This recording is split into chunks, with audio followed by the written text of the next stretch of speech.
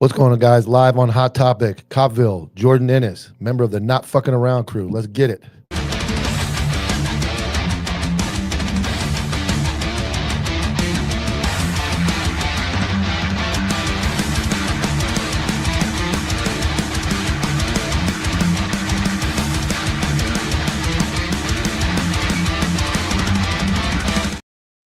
Here we are, weekly show, Hot Topic. We got some stuff to discuss. Jordan, I appreciate you coming back, dude. You there? Yep. Maybe. There we go. Yeah, I'm here. So you guys got big news. You made a hiring up there in San Diego. You're one spot. You made a hiring. Yeah, we did. We did. Well, actually, we had another guy retire, so we're about to have another one. But we did fill our first one. A Floridian is going to make its trek up to Georgia and come be a member of the Sand Springs. I heard a South Florida guy, and I'm sure he's excited about that because I know where he worked before, and that's not exciting. So you said he's squared away, dude, huh? Yeah. I haven't met him yet, but everybody I talked to said he's squared away. Fucking big jack dude, ready to get going. So he'll be a good fit, man. I'm excited to meet him. Good.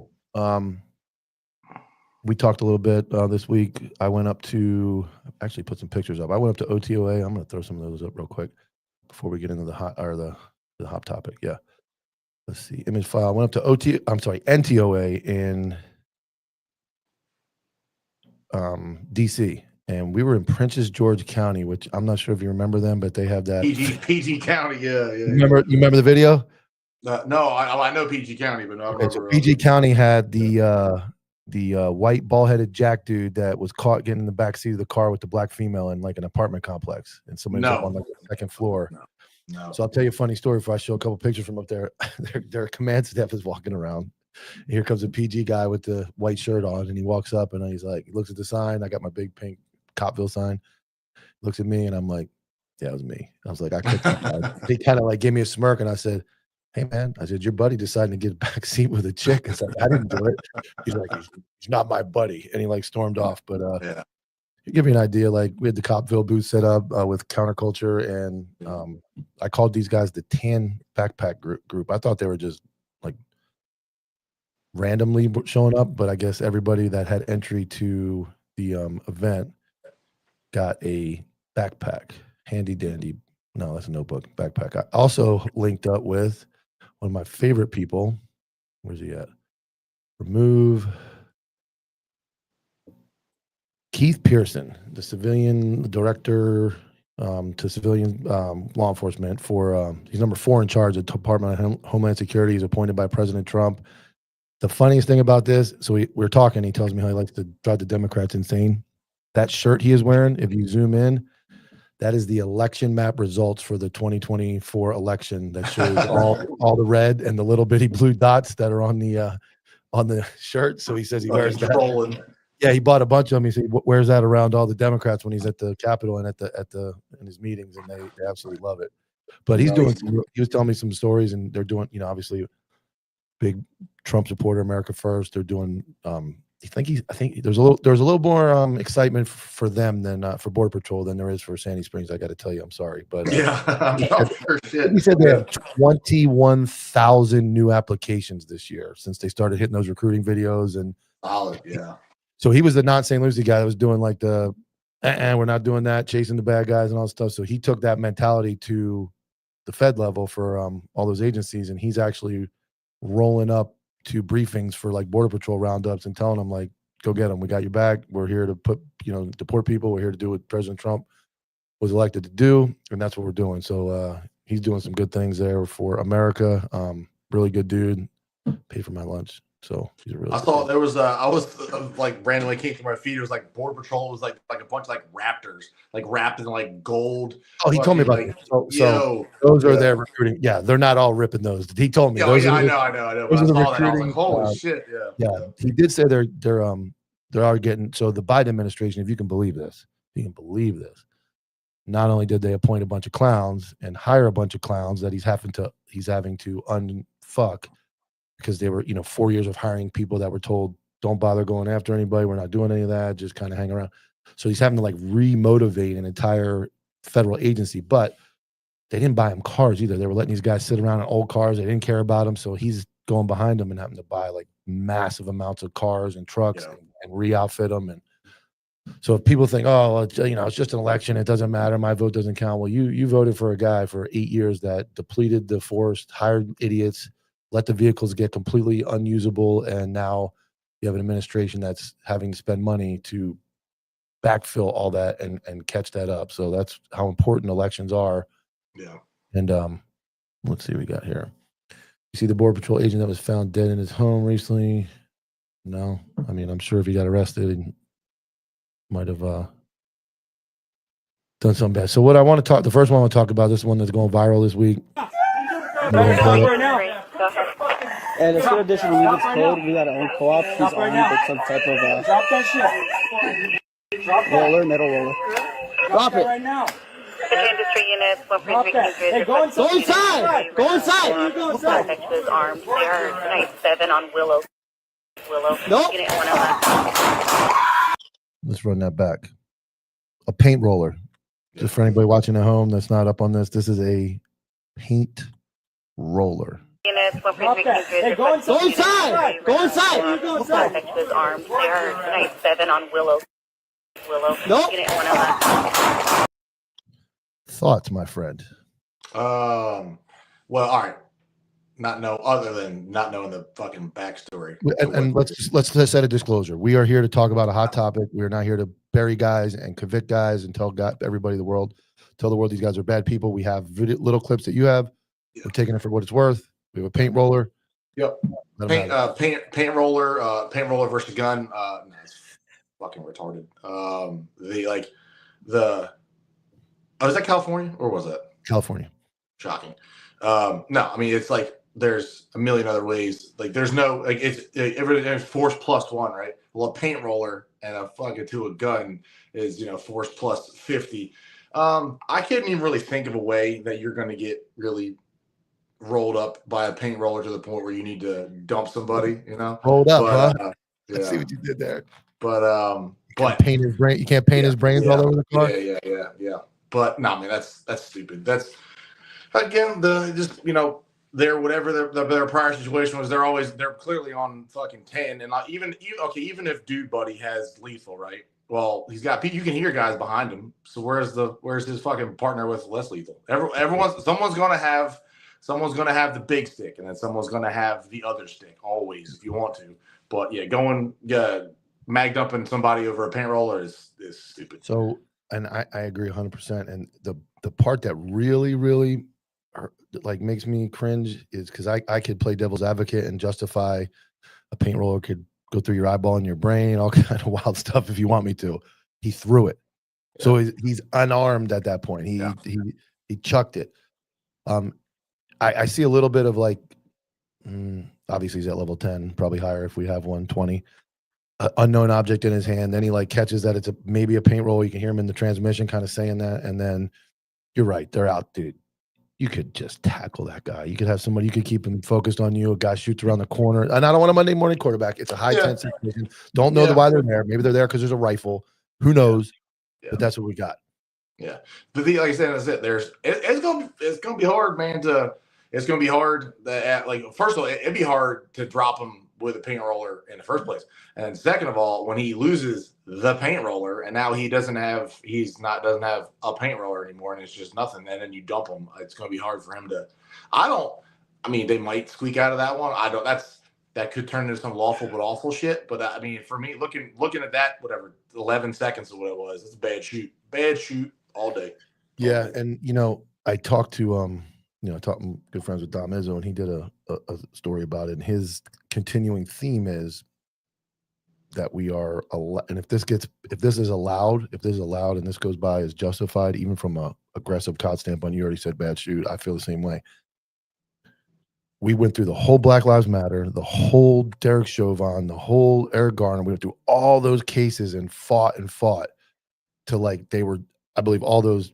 Well, George Floyd's on the fence, but almost every one of them, the guy in St. Louis, Breonna Taylor, like I believe the cops were right in all those situations. Like I haven't seen other than the Chauvin, George Floyd one I have some issues with, but we're usually doing pretty well as far as people hate it. There's riots, but usually they're decent shoots, or we can be like, hey, if you let something like this go by, and what Izzo is saying is we're not training enough and we're not prepared enough, and now we're getting to this point where you have no other option because you've never been punched, you've never trained, you never ran this scenario through your head, you're busy making TikToks, whatever it may be, and you're going straight to your gun, and you cannot in any world, you cannot shoot a human being with a paint roller in his hand. Like you can't, unless it's got knives wrapped around it and like it's like an electric, like some type of super weapon.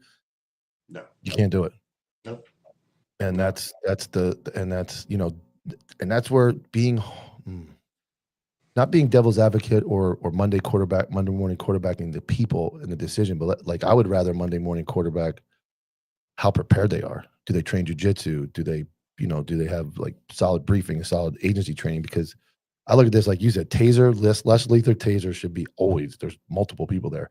Yeah. But bro, it's a fucking paint roller. Like you can. My thing is like, so his reaction most of the time, our reactions are, it's just like you're training whatever, but it's like a gut instinct reaction. So it's not something prior to that. The guy's gut instinct was to pull his gun out, and like there's a lot of times, man, if you watch the like a lot of guys have a problem, transitioning. They commit to like their whatever weapon system they are, like their body goes, oh fuck, we need a insert weapon level, right? We need a gun. Well, you go into a gun and then you have it, and then a lot of guys you watch, they don't transition out of it because they get so locked into what it is they're doing, even if the situation de-escalates or it turns out to be something that you didn't think. They're still there. And how many times you see people take off running and they have a gun in their hand and they're like sprinting down the road with a gun in their hand? You're like, dude, you can't do anything with it now, right? Just switch to something else. But it's hard to watch a lot of guys, like that. You need to have that understanding or the calmness in the situation to understand. Like, oh, back it up and go back down. And he, like I said, whatever the situation happened that prior to, he went to his gun quick. And I've done guys in the past that I've worked with that for their first instinct was always go to a gun, always. And most of the time, that's not what you need. You know what I'm saying? You don't need that there, but that was their thing, and they would transition out of it, but they would always go lethal out the gate. It was weird to see because I'll be honest with you, I'm probably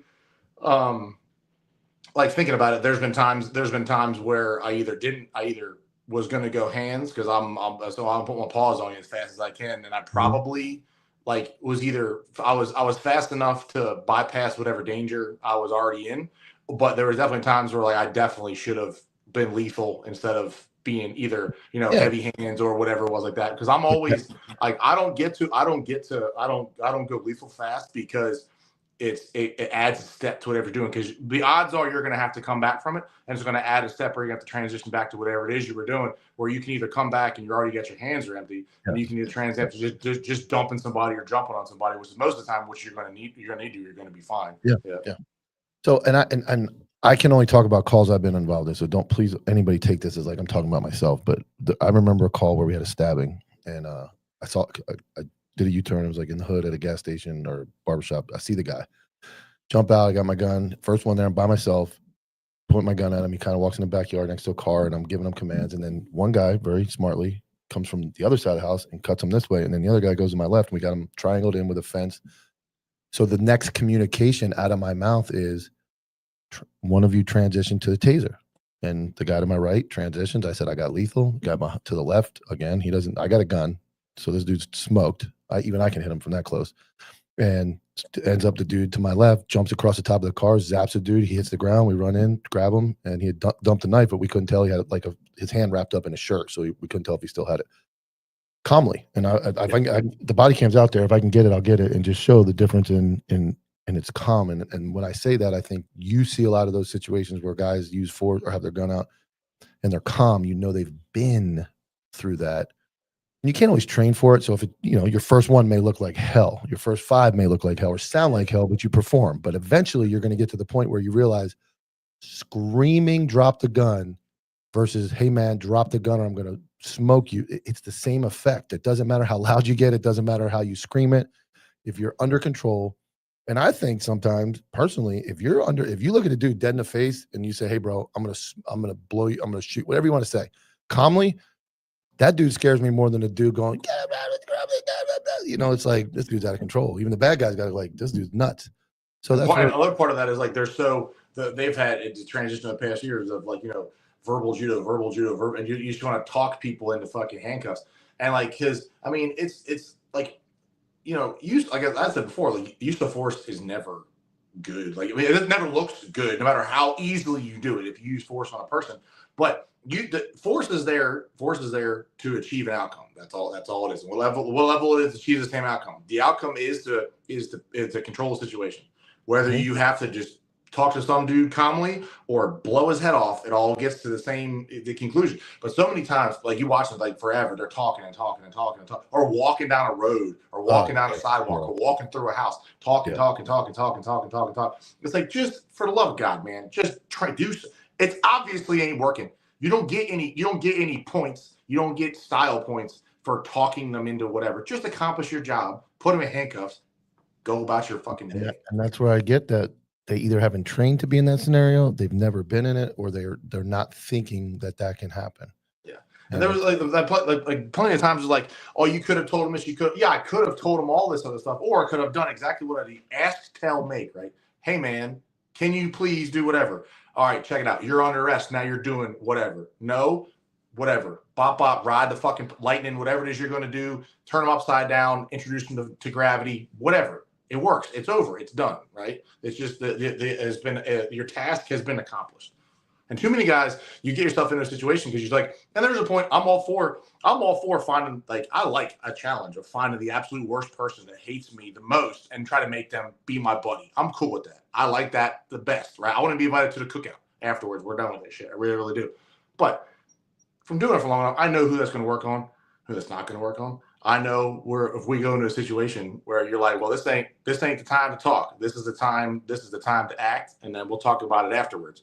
But you like a lot of guys, especially young cats, like, well, I'll go down and I teach at the academy or whatever was it that, and then we'll go down and you'll like, and there's the first time doing it, and they don't even have they don't have any real direction. Like they're not being told to take this much time to do whatever. They've been through the basic classes or whatever, but the hesitation to act is wild. Yeah. with the young, and you can explain to them like, this is okay. You're gonna be fine. You're allowed to do all of this, and I know you're new at it, but their natural reaction is to be super, super timid and to avoid force, which is weird. Because if you watch like the older guys, you got like the guys back in the day. The first one was like, you didn't what, and you kind of go from there. Yeah, I remember one of the first use of forces. I was in FTO with a guy that used to work for NYPD and another guy, and this dude was on the back porch, and he basically did the old, with three of us, he's like, fuck you, I'm not listening.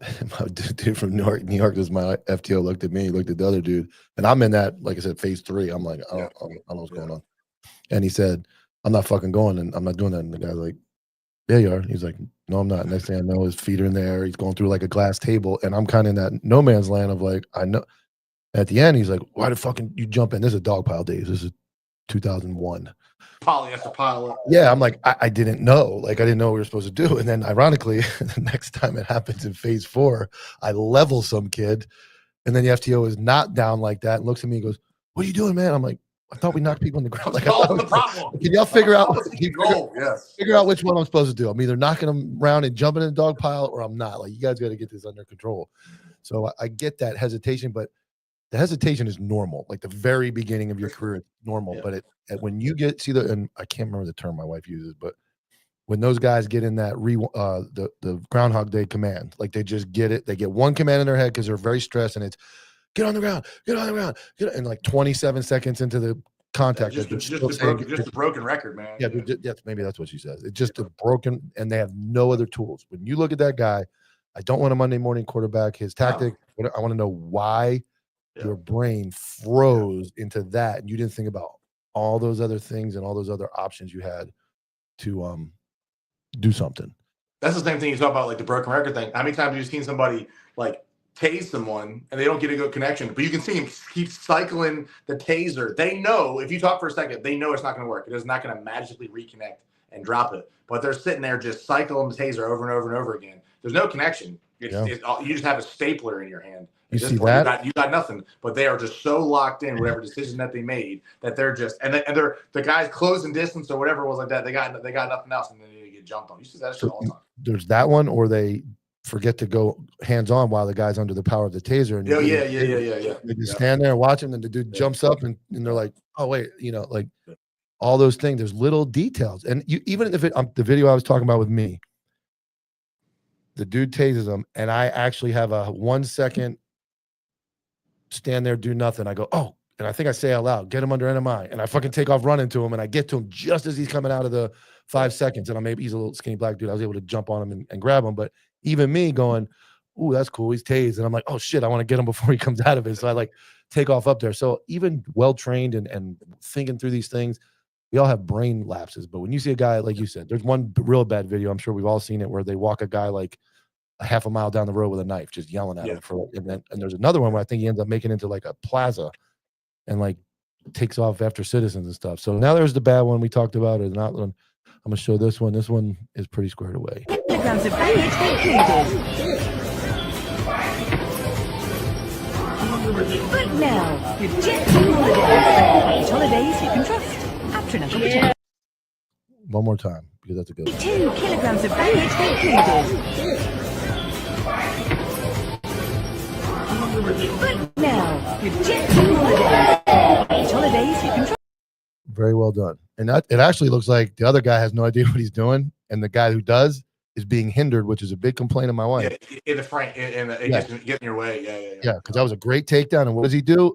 Immediate side control, gets heavy, gets on top, and that's textbook jiu-jitsu training and having a plan. And when he runs up, it's not chaos. He knows exactly. You can see he's calm. You can tell by his body posture. He's ready. He's like, I'm here for it. I don't know what your plan was, Steve. But we're going to do this shit. He wasn't even trying to talk him down from not doing it. He's like, we're going to run this shit right here. And you watch that and you go, there it is. Like, how hard is that to learn? That's you're learning that in the first week of jiu-jitsu.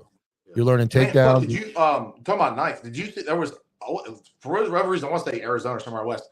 The guy that walks up to the door, guy rushes him with a knife, starts stabbing him, and then he gets a double A, takes him down, gets stabbed a shitload of times. I did not recent. Yeah, man, it's on my feed now. I don't know if it's recent, but I've never seen it before.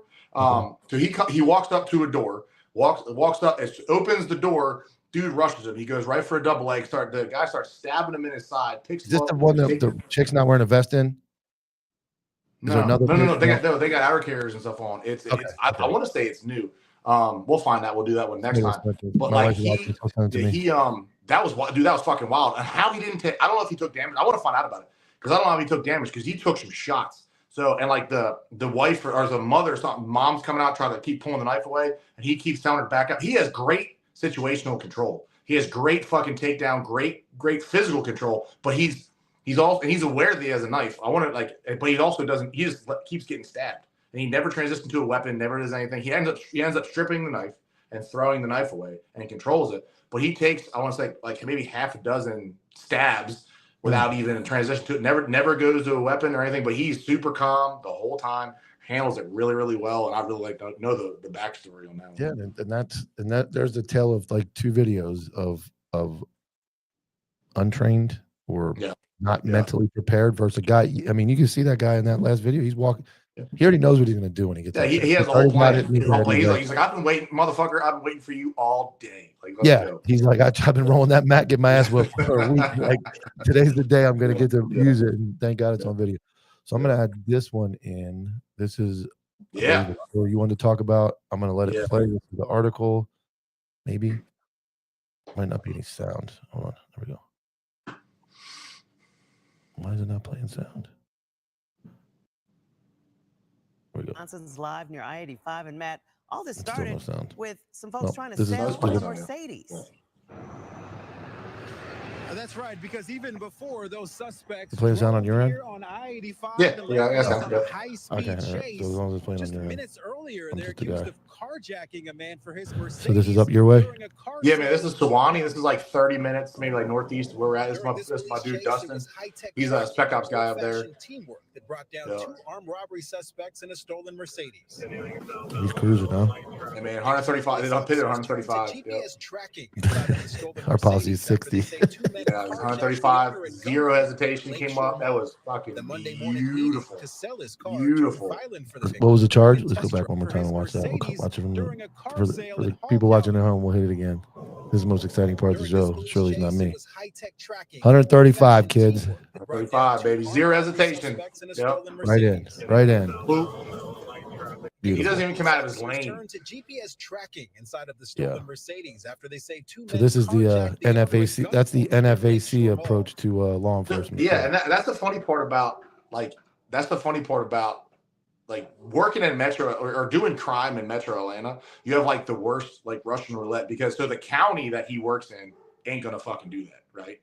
But you go through his town, and that's exactly what happens, right? So there's little spots where you're gonna do the same thing. So like the cities that surround us, no. But you fly too close to the sun, you come into us, and that's how it goes. Which is why it's funny. You gotta be careful, man. You gotta be careful because if you like some counties, like Clayton County, the PD doesn't do shit, can't do shit. But the SO, they'll just start cutting limbs off your family tree, man. They don't give a shit. Yeah, and that's the difference. But to me, that's the difference between like real and not real. Like you cannot be cops unless you're willing to do that dangerous stuff. And criminals have to be held accountable. And allowing your citizens, dude, if you roll that fucking guy over, who cares? Yeah. Who cares if he rolls over 73 times and his brains go one way and his feet go the other? That's his problem. Yeah. So why, when I see that, I go, every citizen should go, I'm sleeping good tonight. Like I know those guys right there they're going after bad guys. That guy's not. Yeah, that was fast too. So we have a huge group chat where we all talk in, right? So they put that, and because that's faster than any dispatch because we're all piped in. So that came out. They got notified. That was in the county north of the county that Dustin works in. It came out. They said, "Hey, this is what it is." We start flocking it, right? They start tracking it. Him and all the spec ops guys were already on the interstate. They were like already like right there. So within like within a minute, they got behind it, and within another minute, the dude was piled up in a wall. It was great. It was good. Yeah. And that's, and we've talked about this before. I'm gonna say it briefly, just like we talk about the taser training and the gun training and the stress training. If you're not trained to do that, and you have some wild policy that only allows you to do like 9 things, like ours had, the old pursuit policy had like throwing a missile from a car, like bomb, like all these wild allegations that are never going to happen. Yeah. What happens when somebody shoots a child? What happens when somebody runs over a child or somebody does something that is just outrageous and then you've never practiced chasing a car before? So you're only allowed to chase. Bank robberies are old. That bank robberies are just about gone. Maybe armed robberies at gas stations in some places. Bank robberies out. Doesn't happen. They do it through fraud now. But those few things, your buddy gets popped. You're a cop, you're driving around town, no pursuit policy. Your buddy, the right one rolls through town and, smokes one of your friends or shoots one of your friends at working. And now you got to go rely on 5, 6, 8 cops in this county, state, or town that have never deployed stop sticks under stress, have never driven under stress other than going to like a barking cat call or something, never pursued a car for any of those 8 things that are on the magic list. Where do you reach? It's just like not going to jiu-jitsu and not shooting and not training. What skill set do you reach to go, today's the day we're going to perform?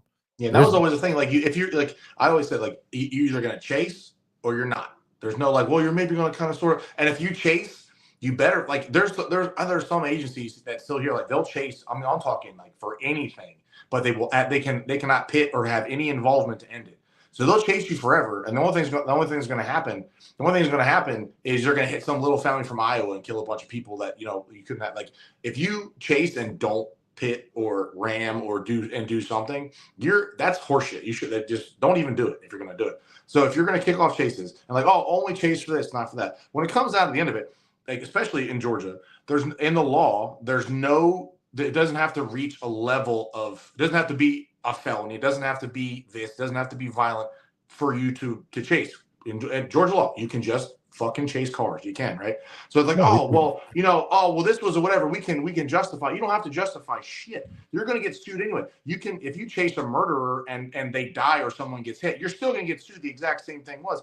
And in your lawsuit, they're not going to be like, oh, well, he was a murderer. We're going to throw this lawsuit out. Doesn't matter. It doesn't matter. So you either do it fucking all the way or just let your criminals be criminals and go about and just go sit in a parking lot somewhere. Yeah, that's the way I feel, and you can't you can't save it for those rare events. Like it's not. It's like saying I'm going to buy lottery tickets and become rich. Like it just chances of you getting a bank robbery, all those in a small town, they're almost there's just no chance. At the time that something happens that you need it, you have no well to go pull from. You have no experience to pull from, and now you're actually you're putting the citizens at a greater danger by never have trained your skills are lower. Yeah. You got guys that can't go like 8 over. They're the new technology, the axons and stuff. They go like 10 over the speed limit. They're getting like a notification in their email. Their sergeant is getting a notification that the guy was going too fast. If you take away, like, especially like a lot of the shit we do is like on the job training, right? Or you get better at it, right? So there was the same thing. There was an agency. They changed it now, luckily, because new chief came in and you got away with it. But dude, if they braked too hard, they got like a driving violation. If you accelerated too hard, you got a driving violation. If you went 11 miles an hour over the speed limit, you got a driving violation. Well, fuck, man. So when do you have to like those things you're doing? You can't even in Atlanta traffic. You can't even do those things because you can't even drive that way because you're going to hold up traffic or cause accidents because you're driving way beyond or whatever. So you have zero skills when it comes to something responding. You can't even respond to a call. You can't even respond to a call effectively because you're not allowed to drive aggressively at all. And I'm not saying drive like an asshole because there's a trooper that he just got found guilty of vehicular homicide today. I knew him. I actually lived at the barracks when he was a trooper, got fired. But like he was doing like 90 miles an hour with like no lights, no sirens, and he car pulled out in front of me, hit him and killed him. I got it. So there's that, and then there's also the whole complete opposite direction where you drive like slower than my dad, and you're not going to have any skills when it comes to doing it. So there's a balance. There has to be a balance. Yes, but the bottom line is, I think we get away from. We're willing to take the down in Florida, especially. We're willing to not wear a vest to work. We're willing to take the risk of having untrained people on the streets. We're willing to take the risk of not training jujitsu. We're willing to take all these risks, but we're not willing to go out there and smash bad guys and think maybe one of them rolls over and gets killed. Maybe they get pitted into a tree. Because if you notice, even there, like people drive near that speed on the interstate anyway. Like it's not like people are going 110 on the interstate commonly with traffic. So you're going 110 on the interstate chasing a guy. What's the difference? And small cars, town, the cars are so people always think like whatever, like a pit. So I'm acting. Cars are remarkably safe. They're like that. So he did that at 135, and that guy got out and took off running. He didn't even get hurt.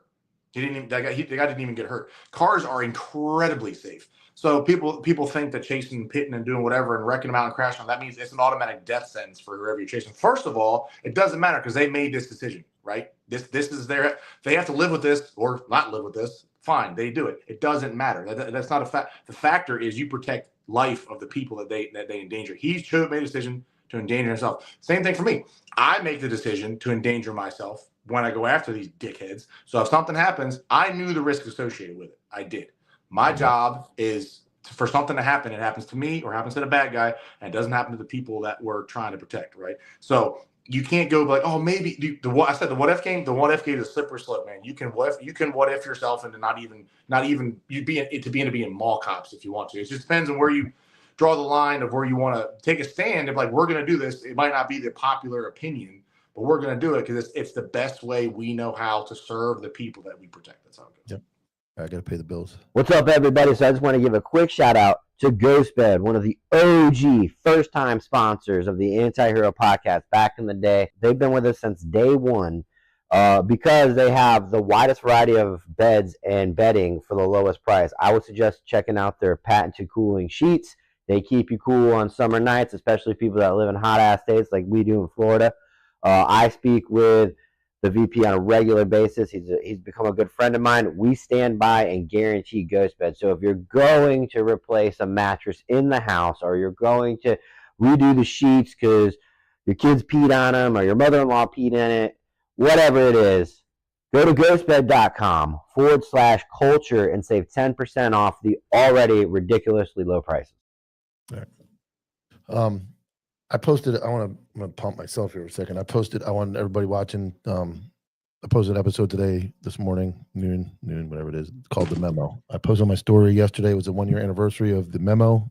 kind of like the shot heard around the world, where I supported the other candidate for sheriff on August 20th, and on August 26th, I walked into a memo transferring me to the jail as a corrections deputy, removing me from SWAT, removing me from specialty pay, removing me from clothing allowance, and essentially ending my career of overtime and being able to make money due to the way the jail set up. I was not certified in the jail. I was not a jailer. I'd never been. I was going to have to go back to the academy.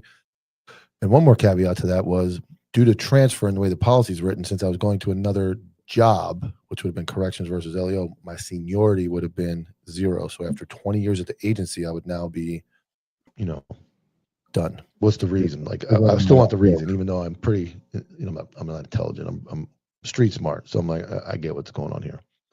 So what I was told to my face from the deputy chief wasn't any performance problems, wasn't any legal problems, wasn't any IA problems. I told you posting on Facebook was going to be a problem. You went to the debate and you sat next to Lonnie Rich, who Lonnie Rich was the third in charge at one point, who has his own story about getting railroaded out after 30 years of dedicated service, no cake, no ice cream, no party. So basically I was told it was retaliation. So, I mean, it's a good episode to watch if you, like we've talked about before, if you think your administration is jam up, and I'm not talking about a place like yours. Like, obviously everybody has problems, but you can walk into the agency and or work there and know what I'm talking about. But if you see that and that starts to happen to you, where there's a chain of events that I had, I'm very transparent. I was too scared to say anything. I was too worried about losing my job. I was too worried about speaking up until it was kind of too late. And then I finally did speak up, and it happened anyway. But my point for that episode was just to kind of shed some light on what can happen, and you need to document things, keep things written down, and hopefully about 10% into what I went through, you do what me and Jordan talked about last week, is go find a good agency like Sandy Springs Police Department and transfer, because living in constant panic and misery is worse than any call you're ever going to go on. So check that episode out. It's on my YouTube, Spotify, Apple Podcast, and iHeartRadio. And it kind of breaks down how they can just, in Florida anyway, we talk about the sheriff having too much power. They can literally do whatever they want and move you anywhere they want. So that's my rant for the night. I think especially a lot of your guys that come on your shit, man. Me too. I was the exact same thing as that. I mean, I got railroaded by shit administration, and it's just like, and it was funny because there was on one day, I was literally the poster child for the agency, and I was beating the governor, and they were rubbing my shoulders, and they were doing this and they were doing that. But the problem with that was I was a problem for them from the beginning, and they just made the decision to go and railroad me. They knew it was going to happen. The way they did to me, they knew it was going to happen. They didn't expect me to stay. And to be honest with you, not that they owed me anything. Well, fucking yeah, they did. They owed me something. If they had just said that my time there was done, I was done there anyway. I'd have left and gone about my own accord. But I mean, you go through, and like you said, you get stuck. So for me, I would have had to wait for an entire regime change, to get out from, like, for state patrol, you get blacklisted. And I remember when all that shit happened. Just like I had talked to the major, the one who demoted me and everything.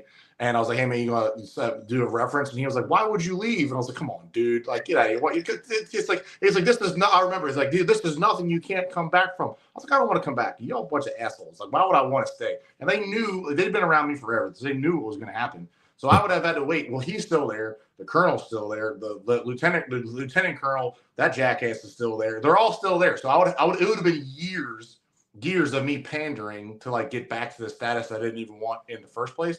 So I mean, and like I say, it's just so stressful, and you live in just this constant pressure and just fear that it's just they don't care. They make all the rules. There's nothing you can do. I remember when I sat in my hearing or whatever, my appeal hearing. I remember when I walked in and all these assholes are sitting at the table. The body language, they were like insulted that I was there. Two, they reminded me that it can get worse from here. We've made our decision, but if we review it, we can now terminate you. they don't just shut up, man. And legal was in there, and everybody was in there. And I walked in, and they were like looking at their watch, like when is this? We got lunch. Like when is this kid gonna freaking like sit there? And like I had like if you looked at my stuff, like I laid out the absolute best possible rebuttal to all of their horse shit, and they took none of it under advisement, absolutely none of it. And like that was the funny part. We talked to like all the times I've been there. I asked him like how many times has someone come to one of these hearings and you've reversed it? No one ever does, right? So you guys are right 1,000% of the time, and we're batting over. Get the fuck out of here, man. Yeah. At least you had that. So here, I've done the IA episode numerous times. But what they did to me was, I got promoted on December 27th of 2020. I always get the dates wrong. 2021.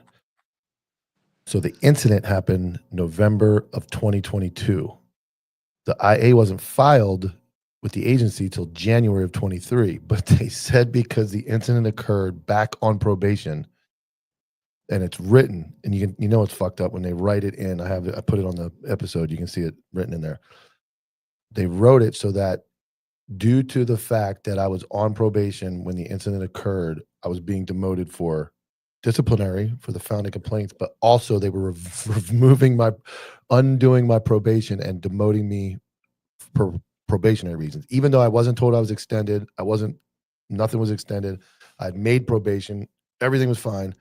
They went back, and that eliminated my opportunity to have a hearing. So call me a piece of shit. You can call me anything you want, say anything you want about me. When you go to the depths of that to finagle a date and write that to eliminate the ability for me to even have a fair trial, let's say, because I would have got to pick 2 guys from my team. The clown picks 2 guys from his team, and then the clown's guys and my guys pick 1 guy as a 5th, and then they vote. And whatever that board decides, they decide. I know I would have won 100%. And they knew I would have won, so they wrote really, it that way. You go up against the bunch of idiots that you're trying to convince them to change their own, and their egos. I have an Oakley for my shoulder. I'm a state patrol, whatever I am. Shut up, man. Get out of here, that crap. Yeah. So it's the system's not only is the system rigged, then it's rigged. They already have the upper hand.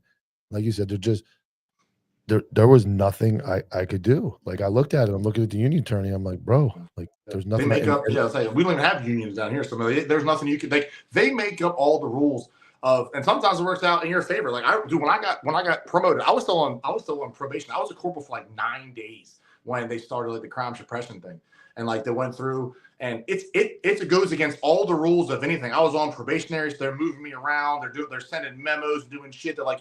You can't even do this like policy wise. You can't do this. Doesn't happen. You can't do any of it. And then on a Friday, they made like the crime suppression unit, and then just assigned me to a full-time supervisor to the crime suppression. No application. Like they didn't post the posting. We didn't have to interview. We didn't have to do anything. They just said ominous. You are now here because of this memo. I was like, this isn't even real. You can't even do this. This is not like whatever, fine, sure, but you can't even do this. But they do absolutely whatever they want. And if they have it in your mind that you're burned, you're burned, man.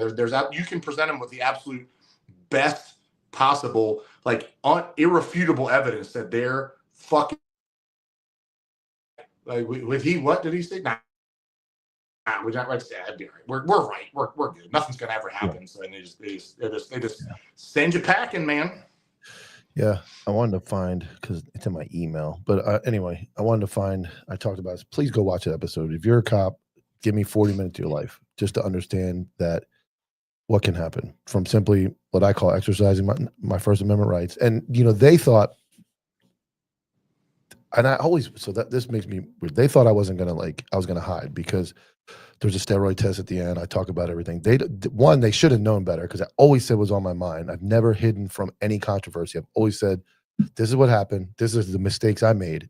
And this is the other stuff. I have no problem talking about myself and I bet 95% of society will not sit in front of a camera like this or sit in front of people and say, I did all these things wrong. I was wrong here. I was wrong here. I was wrong here. I shouldn't have done that. Shouldn't have done TikTok. I should have done. They're not ready for that. The other thing they didn't realize when you read that memo is that was like the Grinch, man. I can see that idiot with the cowboy hat, Eric Flowers, sitting at his desk like the Grinch, and he's drawing up this thing. And the way it's written, the way the memo is written, I'm going to pull that up. I do have that. I want you to look at the way this memo is written and how it is. So this is a professional memo transfer me. Effective September 9th, 2024, you will be transferred from the Detective Criminal Investigations to Corrections Deputy. You will no longer be a member of the SWAT team. That sentence is not a memo sentence. That sentence is a go fuck yourself, because you knew how important it was.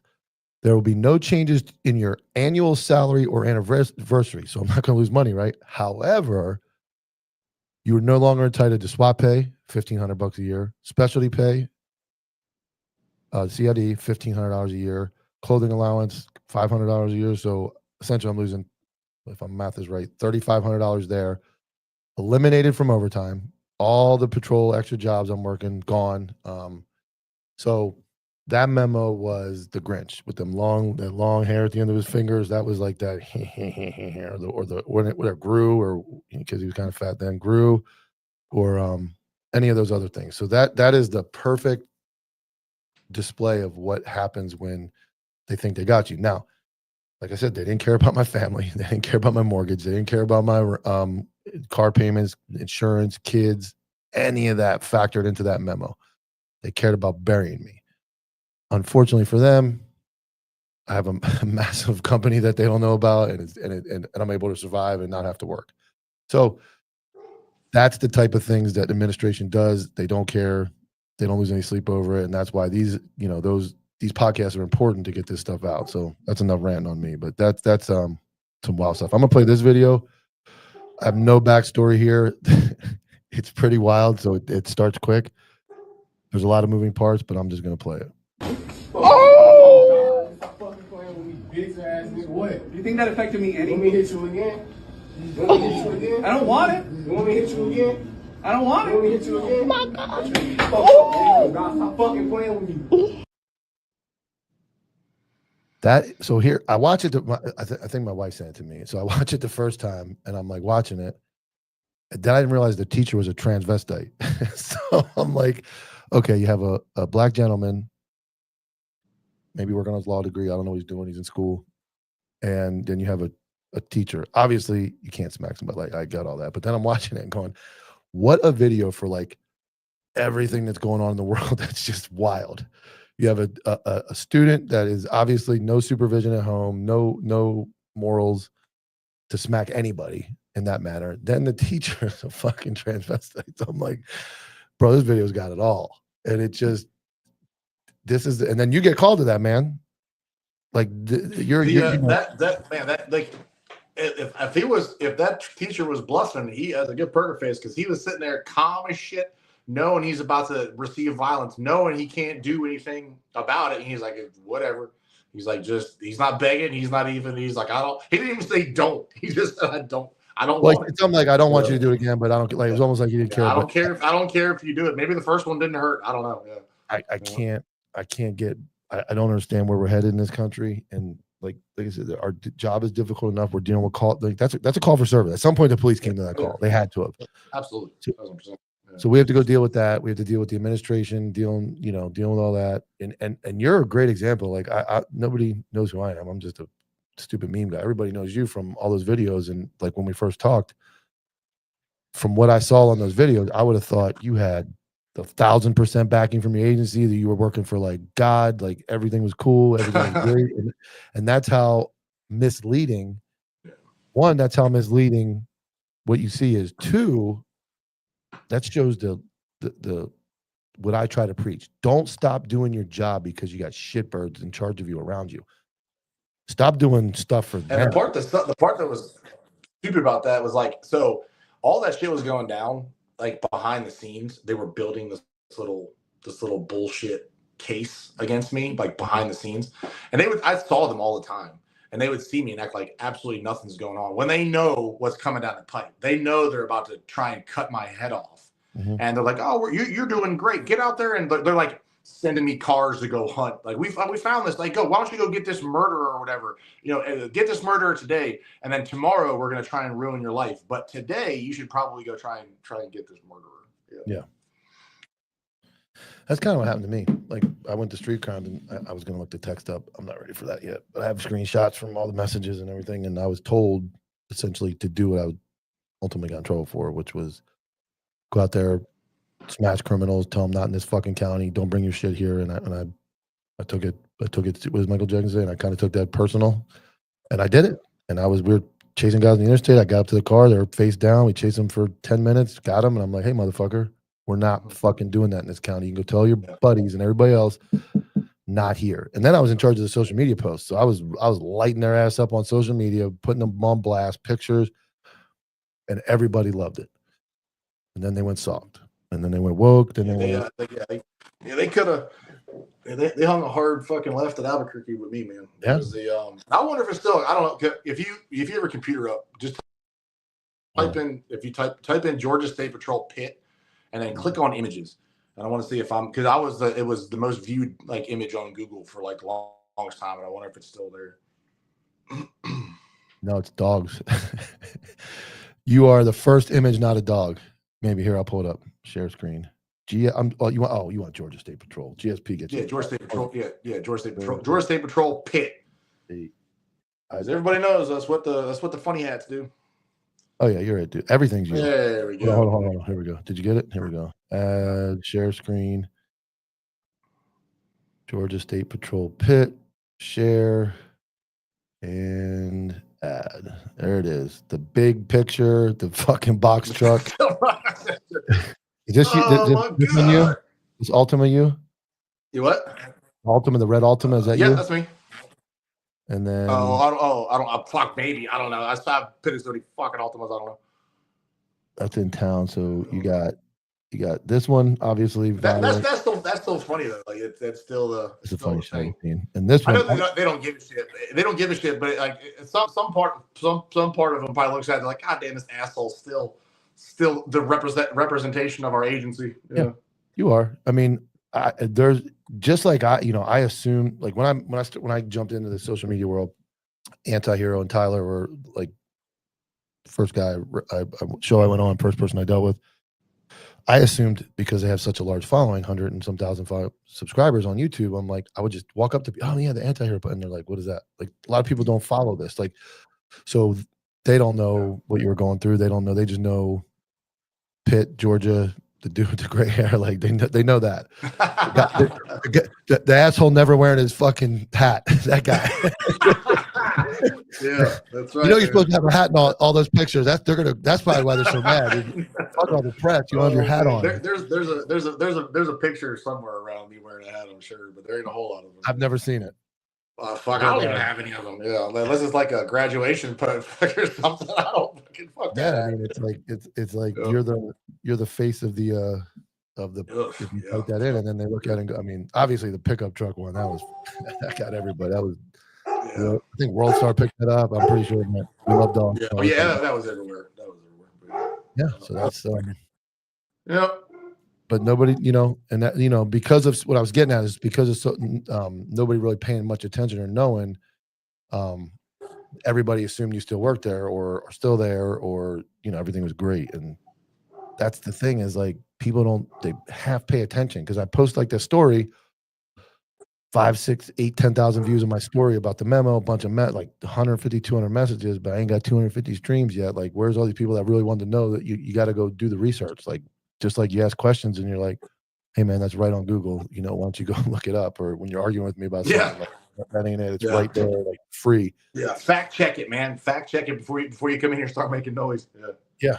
And he's talking about FHP. FHP's going pretty off the rails too. I mean, they definitely took a turn towards aggressive. I see them motorcycles. They're knocking motorcycles. They went like that was there's an agency here like the Cab Kit. DeKalb County, the east side, they were, and DeKalb County is shit. Like they're as wild as fuck over in DeKalb, and they could do nothing. They were so unbelievably restricted. It was insane.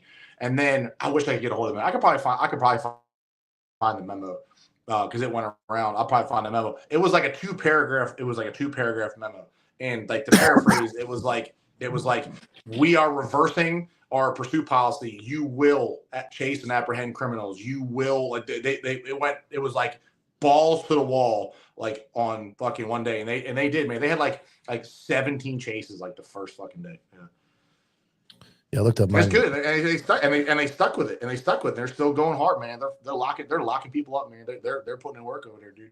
I looked up my name on Google, and it's real cool. It's the left is SWAT guy suspended for TikTok. The middle is me in a nice suit, and then the right hand is a life-saving award for a drowning suspect. So I got all of them covered. Nice. I got the clean sweep across the top. No cool pictures like that, but a little bit of everything. So, all right, man. I appreciated you coming on. You guys, this is on Counterculture. My Instagram, my YouTube, and my Facebook. I appreciate you guys listening. Tune in 9:00 tonight on YouTube. Dom Izzo, Cop Talk Live will be on, and we'll be back next week for another episode of Hot Topic. Appreciate it, guys.